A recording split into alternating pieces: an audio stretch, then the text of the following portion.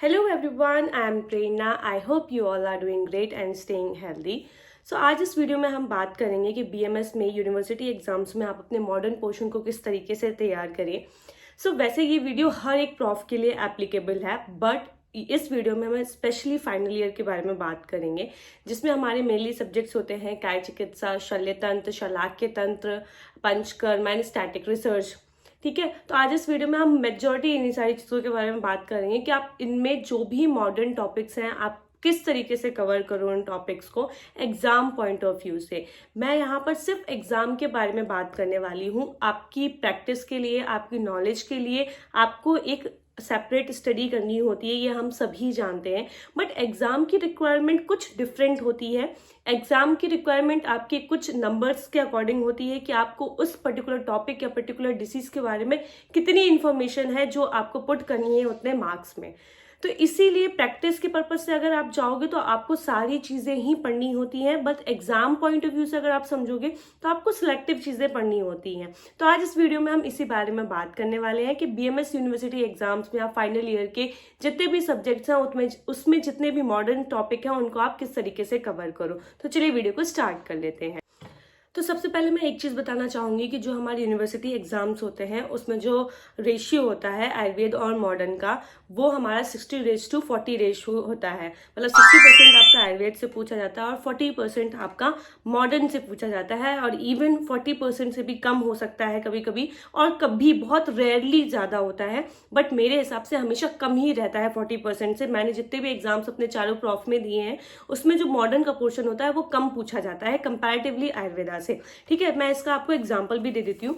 ये मेरा काय चिकित्सा का एग्जाम क्वेश्चन पेपर है, जब मैंने एग्जाम दिया था अपना तब का क्वेश्चन पेपर है। अगर आप इस क्वेश्चन पेपर को ध्यान से देखोगे तो इसमें एक क्वेश्चन पूछा गया हुआ है 2 मार्क्स का, वो भी पूछा गया है कि टाइप ऑफ वायरल हेपेटाइटिस। ठीक है, तो type of viral hepatitis 5 types के होते हैं, hepatitis A B C D E। ठीक है, ये एक क्वेश्चन पूछा गया। उसके बाद 5 नंबर का एक क्वेश्चन पूछा गया डॉट्स थेरेपी में, ठीक है, डायरेक्ट ऑब्जर्वेशन थेरेपी।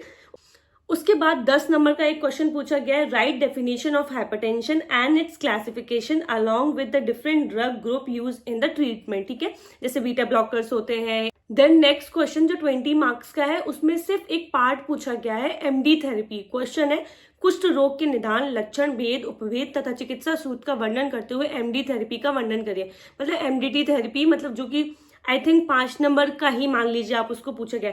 तो 5 + 10 15, 15 + 5 20 और +2 22, 25 मार्क्स का इस पूरे क्वेश्चन पेपर में पूछा गया है मॉडर्न के पोर्शन से काय चिकित्सा के फर्स्ट पेपर में। ठीक है, आप लोग ध्यान से देख लो इस पेपर को, आ रहा है ना पूरा पेपर। हाँ, ये यूपी का है और बनारस यूनिवर्सिटी का ये क्वेश्चन पेपर है। तो इस एग्जाम्पल से आप एक चीज़ तो समझ गए होंगे कि जो हमारे यूनिवर्सिटी के एग्जाम्स होते हैं उसमें आयुर्वेद का वेटेज ज़्यादा होता है कंपैरेटिवली मॉडर्न। तो आपको फोकस किस में करना है, आयुर्वेद के पोर्शन में ज़्यादा करना है। ठीक है, अब हम बात कर लेते हैं कि जो भी टॉपिक्स मॉडर्न के दिए हुए हैं उनको कैसे प्रिपेयर करें। तो सिलेबस में एक चीज़ ध्यान रखना आपने, जो टर्मिनोलॉजी है जो बिल्कुल मॉडर्न में दी हुई है, जैसे कि हाइपरटेंशन दिया हुआ है, डायबिटीज दी हुई है, हेपेटाइटिस दिया हुआ है, ठीक है, लिवर सिरोसिस दिया हुआ है, इन टॉपिक्स को एट एनी कॉस्ट नहीं छोड़ना है। ठीक है, ऐसे मैं हर सब्जेक्ट्स के बारे में बात कर रही हूँ क्योंकि अभी मेरे पास सिलेबस नहीं है, वो मुझे मिस हो रहा है, मुझसे सिलेबस मिल नहीं रहा है, वरना मैं आपको पूरे सिलेबस के टॉपिक्स से भी शेयर कर लेती चीज़ों को। तो आपको उनको किसी भी कॉस्ट पे छोड़ना नहीं है। मैंने वही सारे टॉपिक्स कवर किए थे मॉडर्न के, और एक भी ऐसा टॉपिक नहीं था मेरे एग्जाम में, किसी भी एग्जाम में, जो मेरा मॉडर्न का कोई भी टॉपिक छूटा हो। ठीक है, अगर आप मेरी स्ट्रैटेजी से भी अपने मॉडर्न के टॉपिक को कवर करोगे आपके एग्जाम्स में कोई भी प्रॉब्लम नहीं आएगी। तो मैंने क्या स्ट्रैटेजी अपनाई थी मॉडर्न के टॉपिक्स के लिए कि जो मॉडर्न के टॉपिक्स हमारे सिलेबस में दिए हुए थे मैंने उन टॉपिक्स को स्टैंडर्ड बुक से ना पढ़कर यूट्यूब की वीडियोस से पढ़ा था। यूट्यूब में मुझे क्या बेनिफिट मिला, उसका रीज़न क्या था वो भी मैं आपको बताऊंगी। यूट्यूब में कोई भी वीडियो 6 मिनट 7 मिनट या 8 मिनट से ज़्यादा नहीं होती है किसी भी टॉपिक को लेकर। पर्टिकुलरली छोटे छोटे टॉपिक्स ही हमारे सिलेबस में हैं, उनको आपको पढ़ना होता है। और डिसीज़ का बेसिक एक ही तरीका होता है पढ़ने का, डेफिनेशन डिसीज़ की, सिनोनिम्स क्या है, उसके कॉज क्या है, उसकी पैथोजेनेसिस क्या है, इन्वेस्टिगेशन क्या है, ट्रीटमेंट क्या है। इसी तरीके से आप किसी भी डिसीज को पढ़ते हो और एग्जाम पॉइंट ऑफ व्यू से भी आपको इसी तरीके से किसी डिसीज को पूछा भी जाता है। तो मैंने क्या किया था, जो भी टॉपिक होता था मैं उसको यूट्यूब पे डाल के उसकी वीडियो देखकर उसके नोट्स बना लेती थी एग्जाम पॉइंट ऑफ व्यू से, क्योंकि एग्जाम में ना आपको टू द पॉइंट चीजें लिखनी होती हैं, और अगर आप स्टैंडर्ड बुक से पढ़ रहे हो लास्ट टाइम पे तो बहुत हौच पौच हो जाती है ब्रेन में। अगर आप शुरुआत से सारी चीजें अच्छे से कर रहे हो तो बेस्ट है सारी चीजें, बट अगर लास्ट टाइम में आप सोच रहे हो कि आप पूरी डेविडसन पढ़ लोगे, इट्स नॉट पॉसिबल। आपका ब्रेन बिल्कुल हौच पौच हो जाएगा, क्योंकि आपको एक सब्जेक्ट नहीं है, आपके पास इतने सारे सब्जेक्ट्स हैं, दो पेपर है सबके, और सारे सब्जेक्ट्स अपने आप में टफ है। आयुर्वेदा का कंटेंट अपने आप में इतना स्ट्रांग है कि आपको उसको बार बार रिवाइज करते रहना पड़ेगा, वरना आप उसके पार्ट्स को भूल जाओगे। तो मैंने YouTube को इसलिए भी चूज़ किया, उसका रीज़न ये भी है कि मैंने बहुत कम समय में अपने जितने भी मॉडर्न के टॉपिक्स थे उनको कवर्ड किया, जो हमारी बुक्स में नहीं दिए हुए हैं, जिनके लिए हमें स्टैंडर्ड बुक्स चाहिए। तो काय चिकित्सा की जो बुक है अजय कुमार शर्मा की, उसमें आप अगर देखेंगे तो बहुत अच्छे से तो नहीं दिया है, but exam point of view से हर टॉपिक के लास्ट में आधुनिक मत अनुसार करके दिया हुआ है। तो अगर आप उसको भी ढंग से पढ़ लोगे ना तो भी आपका काम हो जाएगा। मैंने कुछ टॉपिक्स ऐसे भी किए थे जो मैंने बताया आपको कि जो आपके सिलेबस में मॉडर्न टर्मिनोलॉजी दी है उसके तो आपको प्रॉपर मॉडर्न तरीके से नोट्स क्रिएट करने हैं और मॉडर्न तरीके से पूछा जाएगा। बट सपोज दैट कि अगर कोई चीज ऐसी है जैसे स्वर भेद है, तो अगर इसका मॉडर्न पॉइंट आ जाता है, तो हॉर्सनेस ऑफ वॉइस है, तो अगर आप इसको यहाँ से भी पढ़ लोगे चीजों को तो भी आप डन हैं, आप कवर्ड हैं सारी चीजों को। जरूरी नहीं है कि हर चीजों को आपको मॉडर्न में पढ़ना है। आपने जो आयुर्वेद में पढ़ा है, जो उस डिसीज को समझा है, उसको आप एज अ मॉडर्न में भी कन्वर्ट कर सकते हो, उसकी डेफिनेशन। और एक बहुत अच्छी चीज है हमारी इस अजय कुमार शर्मा बुक में दी हुई है कि सारे सिम्टम्स और कॉज के बगल में उसके इंग्लिश वर्जन भी दिया हुआ है। फॉर एग्जाम्पल, जैसे अगर आप पल्मोनरी एब्सेस देखोगे, छत छीण जिसको आयुर्वेद में बोलते हैं, तो अगर आप इस बुक में देखोगे अपने अजय कुमार शर्मा की, तो पूर्व रूप में अगर आप देखोगे तो उड़ छत के लक्षण है, उड़ प्रदेश में पीड़ा, तो पेन इन चेस्ट, ठीक है, कफ, ठीक है, haematuria, stiffness in chest, stiffness in back, lumbar stiffness. मतलब आपको कुछ नहीं करना है, जो आपने आयुर्वेद में टर्मिनोलॉजी पढ़ी है उसको मॉडर्न में कन्वर्ट करना है, उसको इंग्लिश टर्मिनोलॉजी में कन्वर्ट करके अपने आंसर को राइट कर देना है। ये उनके लिए मैं ट्रिक दे रही हूँ आपको, जो टॉपिक्स कॉमन है, जो आपने बहुत बार पढ़े हुए हैं, like first year second year से आप डिसीज को कई बार पढ़ रहे हैं, आपने क्लिनिकल ट्रेनिंग्स में भी उन डिसीजेस को देखा है, तो वो ऑटोमेटिकली आपके ब्रेन में चली गई हैं, तो उनके लिए अलग से नोट्स बनाने की जरूरत नहीं है। एग्जाम्स में अगर आएगा तो आप ऑटोमेटिकली उनको अटेम्प्ट कर लोगे। बाकी जो स्पेसिफिक टॉपिक्स हमारे सिलेबस में दिए हैं उनको मैं आपको बता ही रही हूँ कि किस तरीके से तैयार करना है। तो मैंने क्या किया, जैसे कि मैं आपको एग्जाम्पल देके ही बताऊंगी। पेपर 2 काय चिकित्सा का पेपर 2 पार्ट ए है, प्राणवायु स्रोतस की व्याधियां हैं, जिसमें कास, श्वास, हिक्का, राजश्मा, उर्छय, प्लूरेसी, ब्रोंकाइटिस, ब्रोंकिक्टियासिस, एम्फिसेमा एंड सीओपीडीज है। ठीक है, अब मैंने क्या किया, जो हमारे नोट्स हैं मैं नोट्स शेयर भी कर रही हूँ अपने इंस्टाग्राम में, अगर किसी को चाहिए वो वहां से भी ले सकता है। और मैंने एक नया इनिशिएशन भी किया है, मैंने एक टेलीग्राम चैनल बनाया है जहाँ पर मैं नोट्स को अपलोड कर रही हूँ पीडीएफ के फॉर्म में, क्योंकि जिनको नोट्स चाहिए थे तो मैं वहां भी पीडीएफ अपलोड कर रही हूँ, आप वहां से भी जाके ले सकते हैं। तो जो मैंने आयुर्वेद के नोट्स बनाए, उसी के बाद ही मैंने क्या किया, ब्रोंकाइटिस के नोट्स बनाए हैं, जो कि मैंने अगेन यूट्यूब से ही बनाए हैं। तो मैंने कुछ इस तरीके से नोट्स बनाए उसके। तो नोट्स में क्या है, डेफिनेशन, टाइप्स क्या है, एक्यूट ब्रोंकाइटिस हो सकता है, क्रॉनिक ब्रोंकाइटिस हो सकता है। एक्यूट ब्रोंकाइटिस को एक्सप्लेन कर लिया, क्रॉनिक ब्रोंकाइटिस को एक्सप्लेन कर लिया छोटे छोटे पॉइंट्स में। एक दो उसके डायग्राम भी बना लिए कि कॉपी थोड़ी और अट्रैक्टिव लगेगी तो मैंने डायग्राम्स भी बना लिया। उसके बाद कॉज और रिस्क फैक्टर्स देख लिए, उसके सिम्टम्स देख लिए क्या क्या होते हैं, फिर डायग्नोस्टिक इवोल्यूशन हो गया, फिर ट्रीटमेंट मैनेजमेंट हो गया एंड प्रिवेंशन हो गया। सेम इसी तरह से जो मॉडर्न के टॉपिक है मैंने बताया, मैंने सिर्फ वो कवर किए। ब्रोंकिक्टियासिस, इसके टॉपिक को मैंने उसकी डेफिनेशन, कैरेक्टरिस्टिक्स क्या है, कॉज क्या है, डायग्नोसिस क्या है, ट्रीटमेंट क्या है, इन्वेस्टिगेशन क्या है, सेम मैंने एम्फाइसेमा को किया, सेम सीओपीडी को किया, और कुछ 4-5 पेजों में मेरे सारे नोट्स सम अप है।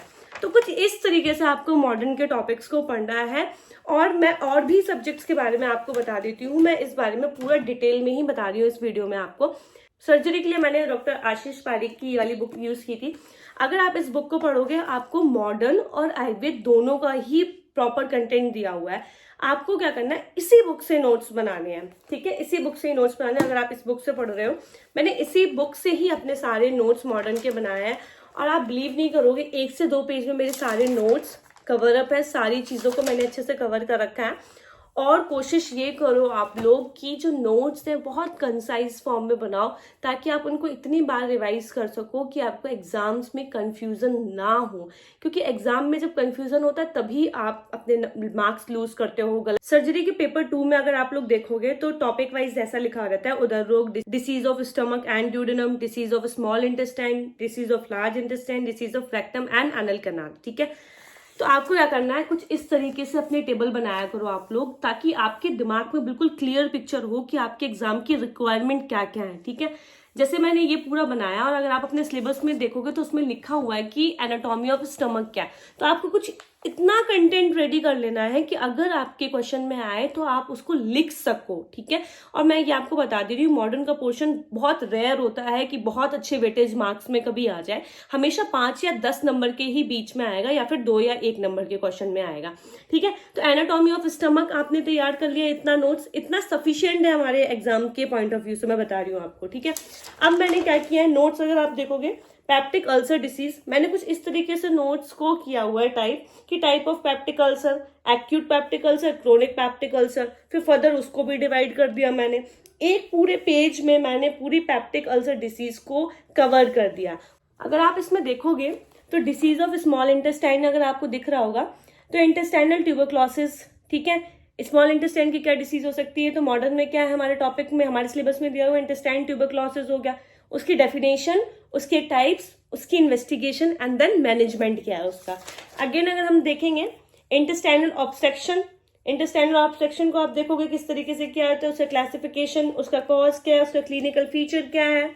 ठीक है, फिजिकल एग्जामिनेशन क्या है, एब्डोमेन फाइंडिंग्स क्या है, इन्वेस्टिगेशंस क्या है, ट्रीटमेंट मैनेजमेंट क्या है, एंटीबायोटिक आप कौन यूज करते हो, ये सारी चीज इस तरीके से आपको अपने नोट्स बनाना है।